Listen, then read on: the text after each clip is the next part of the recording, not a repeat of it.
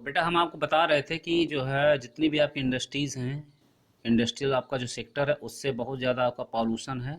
Different type के pollution generate होते हैं, जिनमें पहला आपका है एयर पॉल्यूशन। ठीक है, it is caused by the presence of high proportion of sulfur dioxide and carbon monoxide in the air।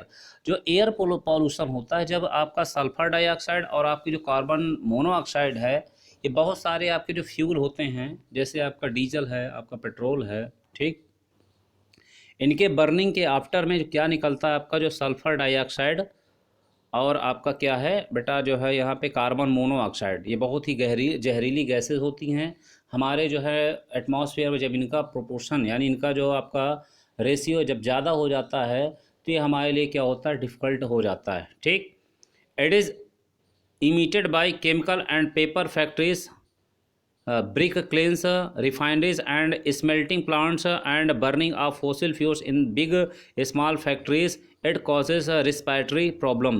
यानी जो आपका रिस्पायरेटरी प्रॉब्लम्स हैं, इसको जो है ये क्या करता है, जनरेट कर देता है। ये ज़्यादातर आपकी जो है, जो आपकी पेपर फैक्ट्री हैं या फिर आपकी जो ब्रिक क्लिन्स हैं, रिफाइनरीज़ हैं, और जहाँ पे जो है जो स्मेल्टिंग आपके प्लांट, जैसे आपका जो है लोहा है, आयरन है, उसको स्मेल्ट किया जाता है यानी उसको पिघलाया जाता है, तो वहाँ पे क्या होता है, उसको उसके लिए कोल का यूज किया जाता है। कोल से क्या होता है, यही आपकी जो है जहरीली गैसें निकल करके एटमॉस्फेयर में शामिल हो जाती हैं और आपका एयर को पॉल्यूटेड बना देती हैं। नेक्स्ट आ जाता है बेटा वाटर पॉल्यूशन।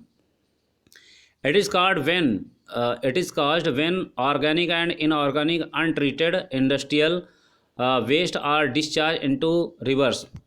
बेटा जब बहुत सारा आपका जो इंडस्ट्रियल वेस्ट है, जब इसको विदाउट ट्रीटमेंट के ही रिवर्स में डाल दिया जाता है, तो इससे क्या होता है, उसमें डिफरेंट टाइप के जो आपके केमिकल्स वगैरह होते हैं, ठीक, वो क्या होते हैं, वो रिवर्स के वाटर में मिल जाते हैं, ज्वाइन हो जाते हैं और वाटर को क्या करते हैं, पॉल्यूट कर देते हैं। Dyeing petroleum refineries, tanneries and electroplating industries are the main industries causing water pollution at treatment plant, aquatic and human lives। Threatens plant, aquatic and human lives. बेटा ज़्यादातर आपकी जो डाइंग में क्या होता है, जहाँ पे जो कलरिंग होती है, जैसे आपका कॉटन टेक्सटाइल इंडस्ट्रीज़ है, वहाँ पे जो कपड़ों को कलर किया जाता है, कलर करने के बाद वही आपका जो कलर है वो पूरा बह करके रिवर्स में या भी आपका वाटर बॉडीज़ में वो आपका शामिल हो जाता है। इसके अलावा आपका जो रिफाइनरीज़ है, ट्रेनरीज़ है, पेट्रोलियम, ये आपकी जो ऐसी इंडस्ट्रीज़ हैं जहाँ से निकलने वाला जो वेस्ट है वो वाटर को पॉल्यूट कर देता है, और इसकी वजह से जितने भी आपके प्लांट हैं, एक्वाटिक यानी जो जलीय जंतु हैं, और उसके अलावा जो ह्यूमन लाइफ है उसमें जो है बैड इफेक्ट पड़ जाते हैं। नेक्स्ट आपका आ जाता है बेटा थर्मल पॉल्यूशन। थर्मल पॉल्यूशन को हम बेटा लैंड पॉल्यूशन भी कहते हैं। ठीक है, this occurs when hot water from factories and thermal plants is drained into the rivers and ponds before cooling। waste from nuclear power plants, nuclear and weapon production facilities cause cancer, birth defects and miscarriages। इससे क्या होता है बेटा, जो thermal power plant होते हैं उसमें जो गर्म पानी है वो आपका केमिकल से युक्त होता है, और वो क्या होता है, वो आपका पूरी तरह से जो है बिना जो है कूलिंग के जब ये पॉन्ड्स में, रिवर्स में या लेक्स में आपका पहुंच जाता है, तो क्या होता है, इससे जो है जो भी आपके केमिकल्स हैं वो हमारी बॉडीज़ के लिए, ह्यूमन लाइफ्स के लिए, प्लांट्स के लिए, आपके एक्वाटिक एनिमल्स के लिए क्या हो जाते हैं, आपके जो है डेंजरस हो जाते हैं, यानी ख़तरनाक हो जाते हैं। इससे स्किन कैंसर या स्किन से रिलेटेड बहुत सारी आपकी जो बीमारियां हैं वो पैदा हो जाती हैं। नॉइज़ पॉल्यूशन, ध्वनि प्रदूषण जिसको कहते हैं। Noise from industrial and construction activities, machinery from equipment etcetera contribute to noise pollution. Noise pollution आपका बहुत बड़ी बड़ी आपकी जो फैक्ट्रियाँ होती हैं वहाँ पे जो शोर होता रहता, तो आसपास के जितने भी लोग हैं उनके जो सुनने और मतलब समझने की जो क्षमता है वो क्या होती है, वो आपकी कम हो जाती है, और इसी से आपका जो है जैसे बहुत सारी आपकी हेडेक प्रॉब्लम है, ठीक है, इस टाइप की जो आपकी प्रॉब्लम जैसे चिड़चिड़ापन है, बहुत सारी जो है ये प्रॉब्लम आपकी आने लगती हैं। ठीक, this types of pollution results in hearing impairment, increase heart rate, blood pressure and psychological effects. यानी मनोवैज्ञानिक, हार्ट से रिलेटेड, ब्लड प्रेशर से रिलेटेड जो आपकी डिजीज़ हैं वो आपकी क्या होती हैं, वो जनरेट हो जाती हैं। अब आ जाते हैं यहाँ बेटा कंट्रोल ऑफ एनवायरमेंटल डिग्रेडेशन, जो हमारा एनवायरनमेंट का जो क्षरण हो रहा है या उसकी जो है मतलब कमी हो रही है, उसका पॉल्यूशन हो रहा है, तो उसको हम कैसे जो है क्या कर सकते हैं, हम कंट्रोल कर सकते हैं। यहाँ बेटा दिया हुआ है minimizing water uses by reusing and recycling waste water into 2 और मोर सक्सेसिव स्टेजेस। हमें सबसे पहले क्या करना चाहिए, जितना भी आपका वाटर यूज हो रहा है उसको जो है रिवर्स पॉन्ड्स या वाटर बॉडी में छोड़ने के पहले सबसे पहले उसको प्योरीफाई या ज़्यादा से ज़्यादा 2 या 3 जो है स्टेज में उसको जो है जितनी इम्प्योरिटीज़ उनको अलग करना चाहिए। नेक्स्ट है rain water harvesting to meet water requirements.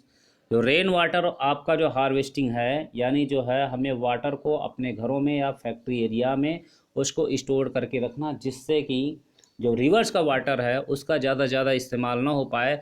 जब बेटा वाटर की रिक्वायरमेंट वाटर की जो अवेलेबिलिटी ज़्यादा होती है, पॉल्यूशन कम होता, तो वहाँ पे क्या होता है, वहाँ पे वो वाटर आपका यूटिलाइज हो जाता है। अब जब यूटिलाइज कब होगा, अब जैसे रिवर में वाटर कम है लेकिन हम उसका यूटिलाइजेशन ज़्यादा करते हैं, जब ज़्यादा करते हैं तो होता क्या है कि वहाँ पे पॉल्यूशन की मात्रा ज़्यादा बढ़, तो हमें क्या करना, रिवर या पॉन्ड या लेक का वाटर जो है उसका ज़्यादा से ज़्यादा यूज ना करके हमें रेन वाटर हार्वेस्टिंग सिस्टम को अपनाना है और अपने जो छतों का जो पानी है उसको स्टोर करके उसको यूज कर लेना है। Treating hot water and industrial waste before releasing them in the rivers and ponds. जो भी आपका इंडस्ट्रियल वेस्ट है या फिर आपका जो हॉट वाटर है उसको पॉन्ड्स में, रिवर्स में, लेक्स में रिलीज करने के पहले उसका ट्रीटमेंट करना जरूरी है। अब यहाँ पे आ जाते हैं, this can be done in 3 phases. इनको 3 फेजेस में हम क्या कर सकते हैं, हम कंप्लीट कर सकते हैं। ठीक, पहला आपका क्या है, सबसे primary treatment by mechanical means screening, grinding, flocculation and sedimentation. इनको जो पहला आपका जो प्राइमरी ट्रीटमेंट है उसमें जो है मैकेनिकल, यानी जो है मैकेनिकल जो आपका ट्रीटमेंट है उससे हम इसको क्या करते हैं, प्योरीफाई करते हैं। अगला आपका secondary treatment by biological process such as planting trees, rain water harvesting. दूसरा आपका प्रोसेस क्या होता है कि हम जो है बहुत ज़्यादा मात्रा में हम जो है प्लांट्स कर सकते हैं ट्रीज़ का, और उसके अलावा आपका जो रेन वाटर हार्वेस्टिंग इसको अपना कर। थर्ड आपका टर्सरी ट्रीटमेंट, तीसरा आपका जो कौन सा है, by chemical, physical and biological process like recycling of water, waste water. बहुत सारे आपके केमिकल आते हैं जो क्या करते हैं, बहुत सारी जो इम्प्योरिटीज़ है उनको रिमूव कर, जैसे आपका जो फिटकरी है इसको क्या करते हैं, इसका यूज करने से जो वाटर है आपका क्लोरीन है, इसको यूज करने से वाटर आपका क्या होता है, ज़्यादातर आपका प्योरीफाई हो जाता है। तो ये आपके 3 मेथड्स हैं जिनकी वजह से हम जो है वाटर को ट्रीटमेंट कर सकते हैं। अब यहाँ पे आ जाता है some general points to minimize environmental pollution are. इसके अलावा कुछ आपके जो है कुछ पॉइंट्स है जो क्या करते हैं, हमारा जो वाटर पॉल्यूशन है, एयर पॉल्यूशन या आपका जो एनवायरमेंटल जो पॉल्यूशन उसको कम कर सकता है। कैसा है, over drawing of ground water reserves by industries need to regulated legally. जितना भी आपका ग्राउंड वाटर आपका यूज किया जाता है इंडस्ट्रियल पर्पज़ में, उसको लीगली जो है कर देना चाहिए। यानी आपको इतना, आपको जो है मिनिमम जो वाटर है इसको जो है मिनिमम यूज करना है। यानी आपने देखा हो बहुत सारी जो फैक्ट्री है वहाँ पे वो लोग क्या करते हैं, समरसिबल या बड़ी बड़ी मशीनें जो लगा करके और उनसे जो है पानी क्या करते हैं, ग्राउंड वाटर का उसको यूज कर लेते हैं और वहाँ पे आपका इलीगल वे पे यूज करते हैं। अभी आपने देखा होगा कि न्यूज़पेपर में आया था कि एक आरओ का प्लांट ऐसी जगह पे लगा हुआ था जहाँ पे रेजिडेंशियल एरिया था।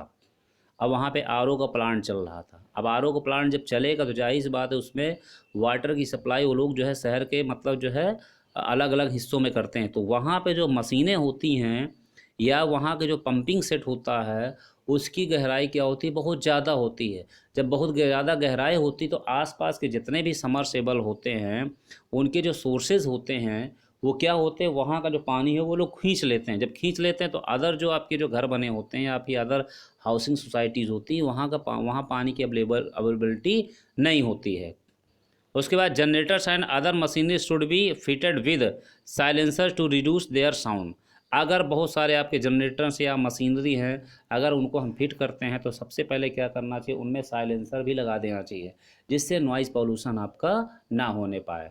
ठीक, particulate matter in the air can be reduced by fitting smoke stacks on factories with electro electrostatic precipitation fabric filters scrubbers and inertial separators. जैसे बहुत सारी आपकी चिमनियाँ होती जिनमें आपका जो है धुआं निकल रहा होता है, तो उनमें भी हमें क्या करना होता है, उनको भी स्मोक आपके स्टैक्स हैं उनको लगा देना चाहिए, जिससे जो धुआं है आपका वो फिल्टर होकर के ही आपका एनवायरनमेंट में जाए, और जितना भी आपका वेस्टेज है वो आपका एक जगह स्टोर होता जाए, बाद में उसको क्या करें, प्यूरीफाई कर सकते हो। ये आपके कुछ क्या हो गए, मैथड्स हो गए, जिनकी वजह से जो आपका एनवायरनमेंट है उसको हम क्या कर सकते हैं, सेव कर सकते हैं और बचा सकते हैं। ठीक है बेटा, तो ये आपका चैप्टर आप